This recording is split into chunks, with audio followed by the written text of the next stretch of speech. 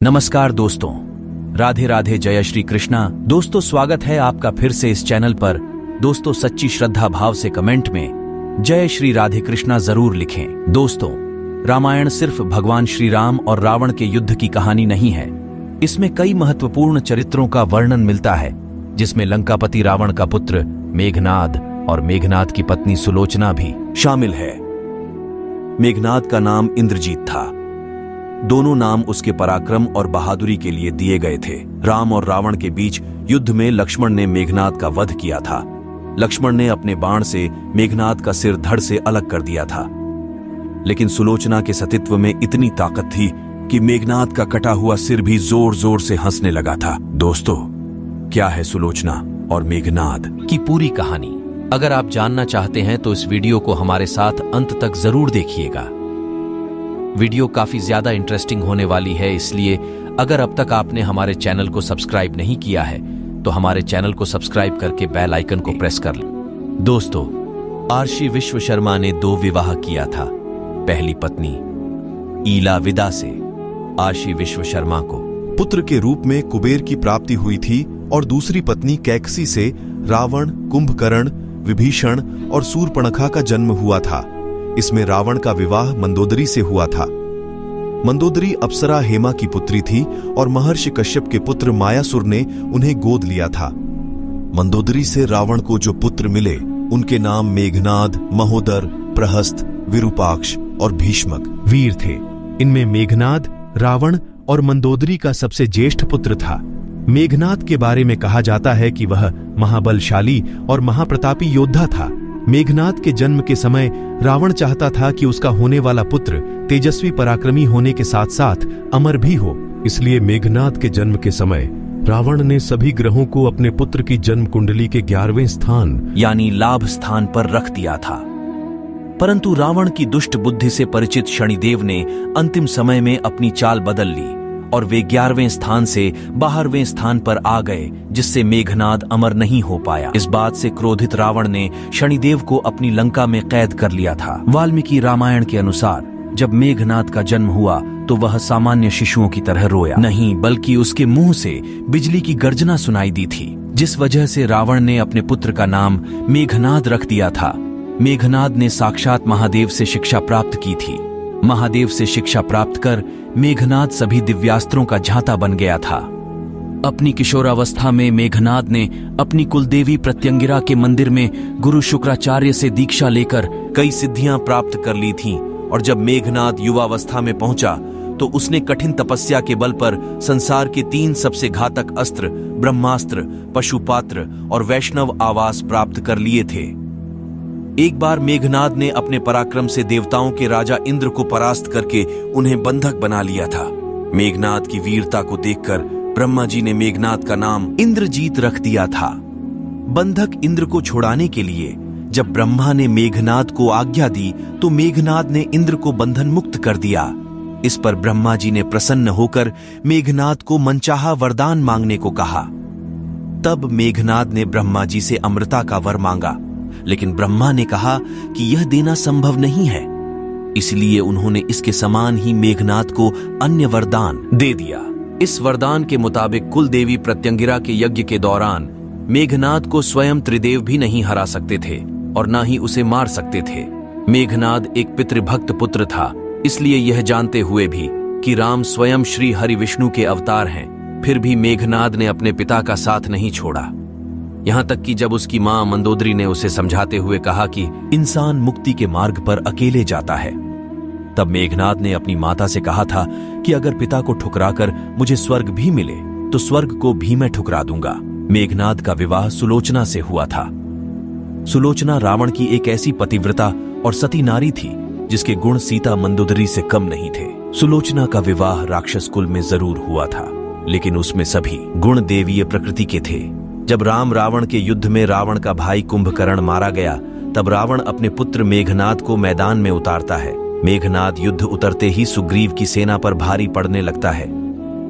राम और लक्ष्मण भी मेघनाद की मायावी शक्ति से कमजोर पड़ने लगते हैं, क्योंकि मेघनाद ने भगवान ब्रह्मा के वरदान के मुताबिक अपने कुलदेवी का यज्ञ प्रारंभ करने के बाद ही युद्ध शुरू किया था।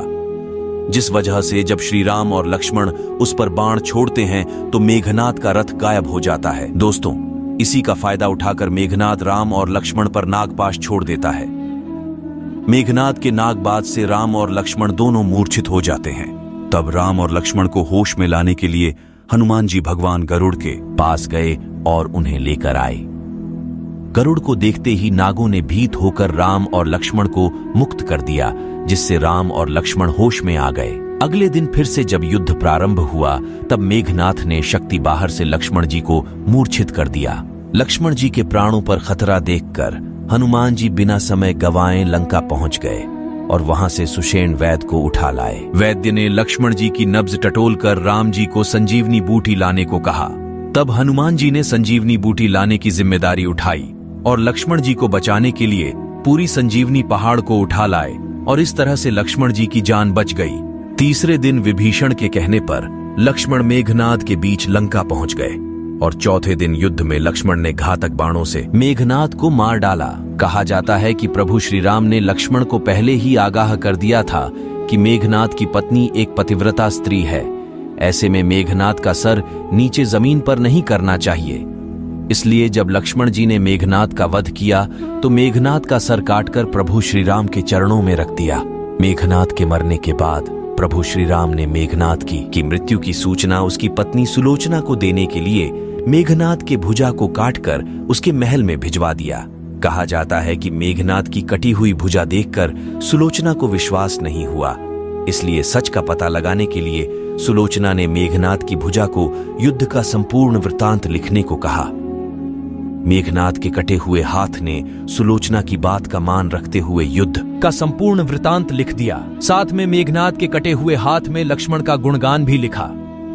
युद्ध की सारी घटना को पढ़ने के बाद सुलोचना विलाप करते हुए मेघनाद का कटा हुआ हाथ लेकर रावण के पास पहुंच गई और उससे अपने पति का सर मांगते हुए बोली, हे लंका नरेश, मेरे पति अब इस दुनिया में नहीं रहे, आप मुझे मेरे पति का सर दे दीजिए, मैं उनके साथ सती होना चाहती हूं। तब रावण ने कहा, पुत्री 4 घड़ी प्रतीक्षा करो, मैं मेघनाद का सिर शत्रु के सर के साथ लेकर आऊंगा।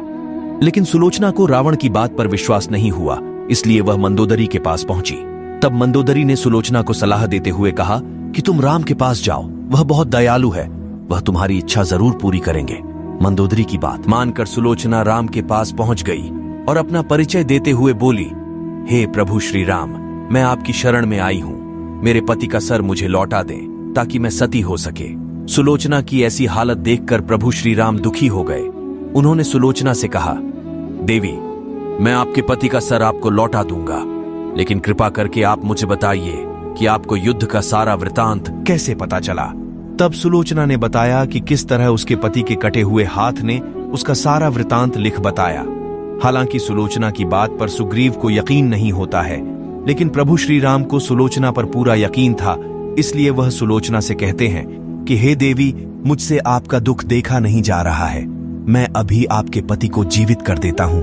प्रभु श्री राम के मुख अपने पति के जीवित करने की बात सुनकर सुलोचना कहती है कि हे प्रभु, मैं नहीं चाहती कि मेरे पति जीवित होकर इस संसार के कष्टों को भोगें। यह मेरा सौभाग्य है कि मुझे आपके दर्शन कर मेरा जन्म सार्थक हो गया।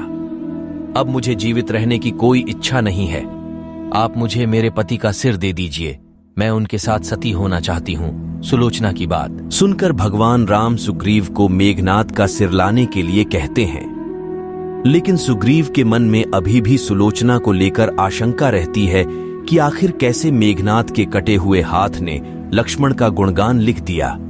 इसलिए सुग्रीव सुलोचना से कहते हैं कि मैं प्रभु राम के कहने पर तुम्हारे पति का सर तो मैं लौटा देता हूँ, लेकिन मुझे तुम्हारी बात पर तभी यकीन होगा जब तुम्हारे पति का कटा हुआ सर फिर से हंसेगा। यहाँ सुलोचना के सतीत्व की बहुत बड़ी परीक्षा थी, इसलिए वह अपने पति के कटे हुए सिर से कहती है कि हे स्वामी, कृपा करके हंस दीजिए, यह मेरे सतीत्व की परीक्षा है।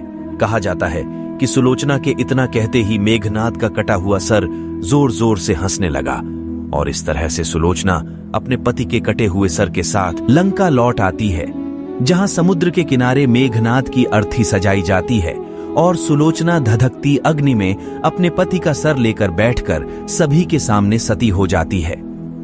दोस्तों, इस वीडियो में फिलहाल इतना ही।